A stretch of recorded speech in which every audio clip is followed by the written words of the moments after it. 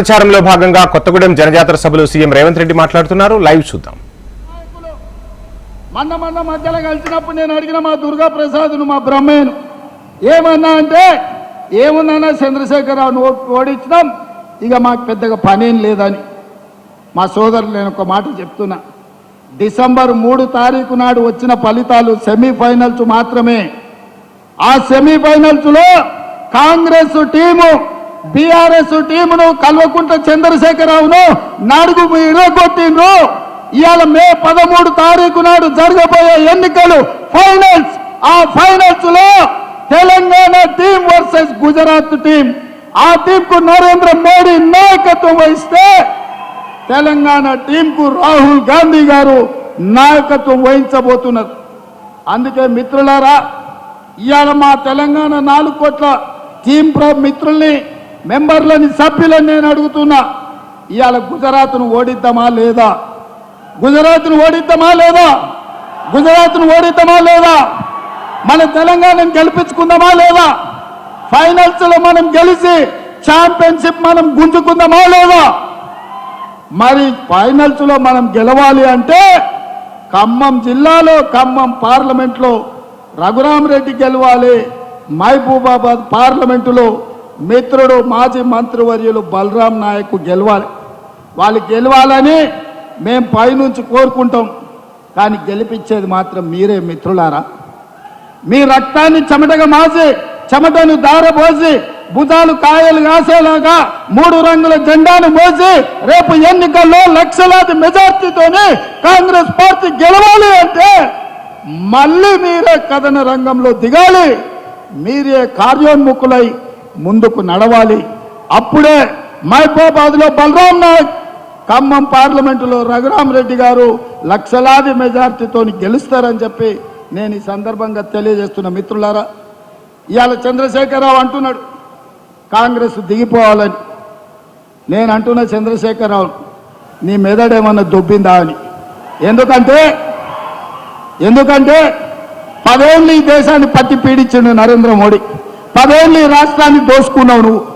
ఈ దేశాన్ని పట్టి పీడించి ఆనాడు సోనియమ్మ తెలంగాణ రాష్ట్రంతో పాటు మీ ఖమ్మం జిల్లాలో బయ్యారంలో ఉక్కు కర్మాగారం ఇచ్చింది. వరంగల్ జిల్లాలో రైల్వే కోచ్ ఫ్యాక్టరీ ఇచ్చింది. రంగారెడ్డి జిల్లాలో ఐటీఐఆర్ కారిడార్ ఇచ్చింది. ఆదిలాబాద్ జిల్లాకు గిరిజన యూనివర్సిటీ ఇచ్చింది. నల్గొండ జిల్లాకు ఐఐటి ఇచ్చింది. మెదక్ జిల్లాకు ఐఐఎం ఇచ్చింది. మహబూబ్ నగర్ జిల్లాకు పాలమూరు రంగారెడ్డి ఎత్తిపోతల ప్రాజెక్టును ఇచ్చింది. వీటన్నిటిని కూడా పడావు పెట్టి పండబెట్టి తెలంగాణకు అన్యాయం చేసింది, తెలంగాణకు ద్రోహం చేసింది భారతీయ జనతా పార్టీ. మరి అట్లాంటి భారతీయ జనతా పార్టీ ఇవాళ ఎన్నికల్లో ఓట్లు అడుగుతున్నది. ఇదే కాదు, మన పార్లమెంటు బడ్జెట్ సమావేశాల సందర్భంగా నరేంద్ర మోడీ గారు తెలంగాణను అవమానించిండు. తెలంగాణ రాష్ట్ర ఏర్పాటు ప్రక్రియ తలుపులు మూసి కాంగ్రెస్ చేసింది. సోనియమ్మ తల్లిని చంపి బిడ్డను బతికించింది, తెలంగాణ రాష్ట్రం ఇచ్చిందని. నేను బీజేపీ నాయకులను అడుగుతున్నా, మీకేమైనా సిగ్గుందా? మళ్ళీ మా తెలంగాణకు వచ్చి సీట్లు అడగడానికి, ఓట్లు అడగడానికి. తెలంగాణ ఏమి ఇవ్వకపోను ఇవాళ తెలంగాణను అవమానించుకుంటూ మాట్లాడింది. అందుకే మిత్రులారా, ఇవాళ ఈరొకటి ఉన్నది. రగన్న తీసుకో, అదే సంశయరావు అన్నప్పుడు నువ్వు ఒకటి తీసుకున్నా. మిత్రులారా, ఇవాళ ఇక్కడ చూడండి, మనం బయ్యారం ఉక్కు కర్మాగారం అడిగితే బీజేపీ మనకు గాడిద గుడ్డి ఇచ్చింది. మనం రైల్వే కోచ్ ఫ్యాక్టరీ వరంగల్కి అడిగితే బీజేపీ గాడిద గుడ్డి ఇచ్చింది. మనం ఐటీఐఆర్ కారిడార్ అడిగితే ఇవాళ బీజేపీ గాడిద గుడ్డి ఇచ్చింది. ఇవాళ IIIT గిరిజన యూనివర్సిటీ అడిగితే తెలంగాణకు గాడిద గుడ్డి ఇచ్చింది బీజేపీ. మరి నేను అడుగుతున్న మిత్రులారా, ఇవాళ తెలంగాణకు గాడిద గుడ్డి ఇచ్చిన బీజేపీకి మనం ఓటేద్దామా, కర్రు కాల్చి వాత పెడదామా? మీరు ఒక్కసారి చెప్పండి అని చెప్పి నేను అడుగుతున్నా. అదేవిధంగా ఇవాళ రైతు రుణమాఫీ గురించి, రైతు బంధు గురించి చంద్రశేఖరరావు మాట్లాడుతుండు. మరి చంద్రశేఖరరావు మతుండు మాట్లాడుతుండో మందేసి మాట్లాడుతుండో నాకైతే అర్థం కాలే. వేసినాక దిగినాక మాట్లాడుతుండో వేసే ముందు మాట్లాడుతుండో. రైతు బంధు పథకం వేస్తలేరని. ఓ సన్నాసోడా, సోయలేనుడా, చవట, దద్దమ్మ, దిక్కుమాలనోడా, దివాళగా నువ్వు దిగిపోతున్నాడు. మా బట్టి విక్రమార్క గారి చేతిలో 7 లక్షల కోట్ల రూపాయల అప్పుతోనే దివాలా తీసిన సంసారం మొత్తం దివాలా తీసి నెత్తి మీద 7 లక్షల అప్పు పెట్టినావు. ఆయన గట్టోడు కాబట్టి బట్టి ఎట్లో గట్ల తట్టుకొని ప్రతి నెల 1వ తారీఖు నాడు జీతాలు ఇస్తున్నాడు, పెన్షన్లు ఇస్తున్నాడు. ఆయన చేసిన అప్పులకు, ఆయన పెట్టిన ఉద్యోగులకు 5,000 కోట్లు నువ్వు చేసిన అప్పులకు కట్టిండు. 27,000 కోట్ల రూపాయలు బ్యాంకులకు చెల్లించిండు. ఇవాళ ఆల్రెడీ 69 లక్షల మంది రైతులుంటే 64 లక్షల మంది రైతులకు రైతు భరోసా పథకంలో వాళ్ళ ఖాతాల పైసలు వేసిండు. ఇక మిగిలింది 4 లక్షల మంది రైతులే. మిత్రులారా, మీరు రాసుకోండి. ఈ తెలంగాణ రాష్ట్రంలో కాంగ్రెస్ వచ్చిన తర్వాత రైతు భరోసా పథకంలో 7,500 కోట్లలో 69 లక్షల మంది ఉంటే ఆల్రెడీ 65 లక్షల మందికి రైతు భరోసా పథకం వేసినాం. మిగతా 4 లక్షలకు ఈ నెల 8 తారీఖు లోపల ప్రతి చివరి రైతు వరకు, ఆఖరి వరకు ఉన్న వాళ్లకు అందరికీ రైతు భరోసా పథకాన్ని, మిగిలిన బకాయిలను చెల్లించే బాధ్యత మాది. ఒక పక్కన జీతాలు ఇచ్చుకుంటూ అంగన్వాడీ వర్కర్లు, ఆశా వర్కర్లు, బడులలో మధ్యాహ్నం భోజనం వండే వర్కర్స్ నుంచి ప్రతి వాళ్లకు ప్రతి నెల 1వ తారీఖు నాడు జీతాలు ఇస్తూ నువ్వు నెత్తి మీద పెట్టిన కుంపటి 7 లక్షల కోట్ల అప్పుకు 27,000 కోట్ల రూపాయలు మెత్తి కట్టుకుంటూనే మా రైతుల పట్ల ప్రేమ ఉన్న మేము 150 రోజులు తిరిగే లోపలనే 7,500 కోట్ల రూపాయలు ప్రతి చివరి రైతు వరకు రైతు భరోసా పథకాన్ని అమలు చేస్తున్నాం. ఈ సన్నాసి సోయి లేకుండా వచ్చి కేసీఆర్ దిగిపోయిండు, రైతు భరోసా ఆగిపోయింది అంటాడు. వస్తావా నువ్వు? మే 9 తారీఖు నాడు అమరవీరుల స్తూపం ముందు చర్చ పెడతాం. అమరవీరుల స్తూపం సాక్షిగా ఈ రాష్ట్రంలో ఎవరికైనా, ఏ రైతుకైనా, అది ఖమ్మం కావచ్చు, కొత్తగూడెం కావచ్చు, ఆదిలాబాద్ కావచ్చు, అనంతపూర్ కావచ్చు, అచ్చంపేట కావచ్చు, కొడంగల్ కావచ్చు, లేకపోతే మధుర కావచ్చు, ఏ రైతుకైనా ఈ నెల 9 తారీఖు లోపల ఏ ఒక్క రైతుకైనా బకాయి ఉంటే నేను సవాలు చేస్తున్నా, అమరవీరుల స్తూపం ముందు ముక్కు నేలకు రాసి క్షమాపణ చెప్తా. ఒకవేళ అందరు రైతులకు రైతు భరోసా పథకంలో నిధులు వస్తే నీ ముక్కు నేలకు రాసి క్షమాపణ చెప్తావు ఆ చంద్రశేఖరరావు అని నేను అడుగుతున్నా. ఆయన సిగ్గులేముడు, ముక్కు ఎట్లాగింత పోటుకుంది, రాస్తాడు. ఏంటంటే రాస్తే కొంచెం అడిగితే పోయేదే ఉందిలే, ఇంత పెద్దగా ఉందని. అట్లాంటోడు ఈరోజు ఈ రాష్ట్రంలో మన ప్రధాన ప్రతిపక్ష నాయకుడిగా ఉన్నాడు. అది మన దురదృష్టం. ఇదే కాకుండా అల్లుడు రైతు రుణమాఫీ ఎప్పుడు చేస్తామని నేను ఆ సన్నాయానికి చెప్పిన 15 ఆగస్టు లోపల చేస్తారా భయ్, నువ్వు చేసిన అప్పులు కడుతున్నా, జర కూడా తీసుకోవాలి సంసారాన్ని కడతా అని. నువ్వు 15 ఆగస్టు లోపల చేస్తే నేను రాజీనామా చేస్తే సవాల్ అన్నాడు. సరే మంచి రాజీనామా పత్రం జేబులో పెట్టుకో అని మన సిద్దిపేట పోయి చెప్పిన. ఈ సిద్దిపేటకు శనీశ్వరరావు పట్టుకున్నాడు, 15 ఆగస్టు లోపల వదిలిస్తాను. ఇప్పుడు కూడా కొత్తగూడెం నుంచి ఈ శనీశ్వరరావు సూటిగా సవాలు విసురుతున్నా, సూటిగా సమాధానం చెప్తున్నా, 15 ఆగస్టు లోపల భద్రాచలం రాముల వారి సాక్షిగా రైతులకు తెలంగాణ రాష్ట్రంలో 2 లక్షల రూపాయల రుణమాఫీ చేసి ఈ రాష్ట్రానికి పట్టిన చీడ పీడ శనీశ్వరరావును సిద్దిపేటలోనే పాతరేసే విధంగా రైతు రుణమాఫీ చేసే బాధ్యత నేను తీసుకుంటా.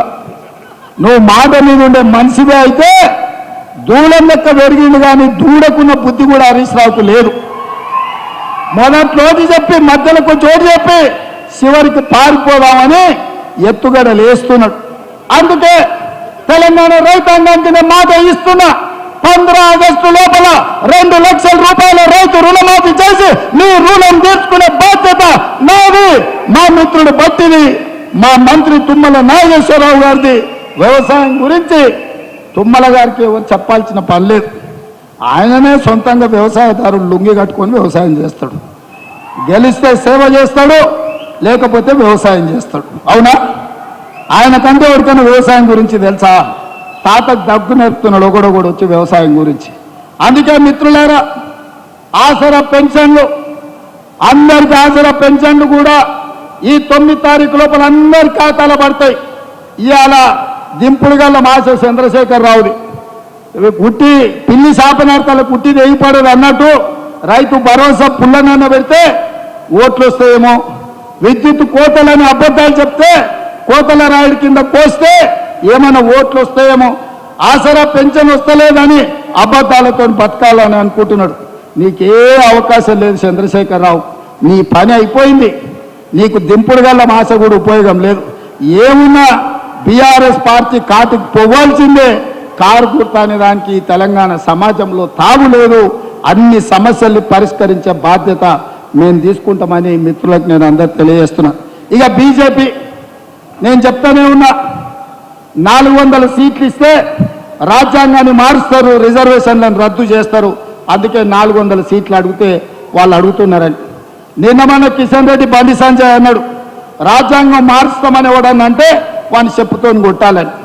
నేను ఇప్పుడు ఈ వేదిక మీద నుంచి బండి సంజయ్ కిషన్ రెడ్డి గారిని అడుగుతున్నా, భారతీయ జనతా పార్టీ జాతీయ ప్రధాన కార్యదర్శి దుష్యంత్ కుమార్ గౌతమ్ అనే వ్యక్తి మీ భారతీయ జనతా పార్టీ ప్రధాన కార్యదర్శి జాతీయ స్థాయిలో ప్రభుత్వం వచ్చిన వెంబడే రాజ్యాంగంలో ఉన్న ప్రియాంబుల్లోనే మార్పులు చేస్తాం, రాజ్యాంగాన్ని మారుస్తామని నిన్న ఇంటర్వ్యూ ఇచ్చిండు. ఈనాడు పేపర్లో ప్రముఖంగా తాటికాయంత అక్షరాలతో వచ్చింది. ఇన్నాళ్ళు నేను చెప్పింది, నేను చేసిన ఆరోపణలు మీ బీజేపీ జాతీయ ప్రధాన కార్యదర్శి దుష్యంత్ కుమార్ గౌతమ్ స్పష్టంగా అధికారికంగా బీజేపీ అధికారంలోకి వచ్చిన వెంబడే రాజ్యాంగాన్ని మారుస్తామన్నాడు. ఇప్పుడు ఎవరిని చెప్పు తీసుకొని కొట్టాలని అరగుండును గుండు నేను అడుగుతున్నా. ఇవాళ నిజామాబాద్ లో గుండు ఉన్నాడు, కరీంనగర్ లో అరగుండు ఉన్నాడు. ఈ అపర మేధావి కిషన్ రెడ్డి నేను అడుగుతున్నా, మీ ప్రధాన కార్యదర్శి రాజ్యాంగాన్ని మారుస్తామన్నాడు కదా, అబద్ధాలు చెప్పినందుకు మిమ్మల్ని కొట్టాలన్నా రాజ్యాంగం మారుస్తామన్నందుకు మీ ప్రధాన కార్యదర్శిని కొట్టాలన్నా మీరే నిర్ణయించండి. అందుకే మిత్రులారా, ముఖ్యంగా దళితులకు, గిరిజనులకు, బలైన వర్గాలకు ఎస్సీ ఎస్టీ బీసీ రిజర్వేషన్లు రద్దు చేయడానికి కుట్ర జరుగుతుంది. రాజ్యాంగాన్ని మారవాలని బీజేపీ ప్రణాళికలు వేస్తుంది. మీ రాజ్యాంగం రద్దు కాబోతుంది, మీకు ఇచ్చే రిజర్వేషన్లను తొలగించబోతున్నారు.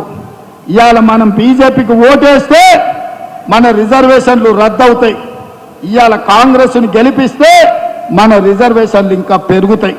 అందుకే ఇవాళ ఆలోచన చేయండి, మీరు బీజేపీకి వేసే ప్రతి ఓటు మన రిజర్వేషన్ల మీద పోటుగా మారుతుంది. బీజేపీ మన మెడ మీద ఏలాడుతున్న కత్తి, ఆ కత్తిని తుదబెట్టించాలి అనంటే కాంగ్రెస్ పార్టీ గెలవాలి. మీరందరూ రాజ్యాంగాన్ని రక్షించుకోవడానికి, రిజర్వేషన్లను కాపాడుకోవడానికి కాంగ్రెస్ పార్టీని గెలిపించడానికి సిద్ధంగా ఉన్నారు కదా, ఉన్నారు కదా, ఉన్నారు కదా, ఉన్నారు కదా, ఉన్నారు కదా. ఇవాళ నేను 2 ప్రశ్నలు అడుగుతా, తీసుకో. బీజేపీ ఏమిచ్చిందంటే గాడిద గుడ్డ అని చెప్పాలి, అది తీసుకో. మోడీ ఏమిచ్చిండు అంటే గాడిద గుడ్డ అని మీరు అనాలి. రెడీనా? రెడీనా? రెడీనా? రెడీనా? రెడీనా? బీజేపీ ఏమిచ్చింది? గట్టిగా అనాలరా నాయన, మీరు ఖమ్మమోళ్ళు, పెద్ద గొంతున్నోళ్ళు మీరు. మోడీ ఏం తెచ్చిండు? బీజేపీ ఏమిచ్చింది? మోడీ ఏం తెచ్చిండు? బీజేపీ ఏమిచ్చింది? మోడీ ఏం తెచ్చిండు? బీజేపీ ఏమిచ్చింది? మోడీ ఏం తెచ్చిండు? బీజేపీ ఏమిచ్చింది? మోడీ ఏం తెచ్చిండు? మరి నేను అడుగుతున్న మిత్రులారా, తెలంగాణ గాడిద గుడ్డించడానికి కర్రు కాల్చి వాత పెడతారా, ఓటేస్తారా? కర్రు కాల్చి వాత పెడతారు కదా. మరి కాంగ్రెస్ పార్టీని బలరాం నాయకుని, రఘురాం రెడ్డిని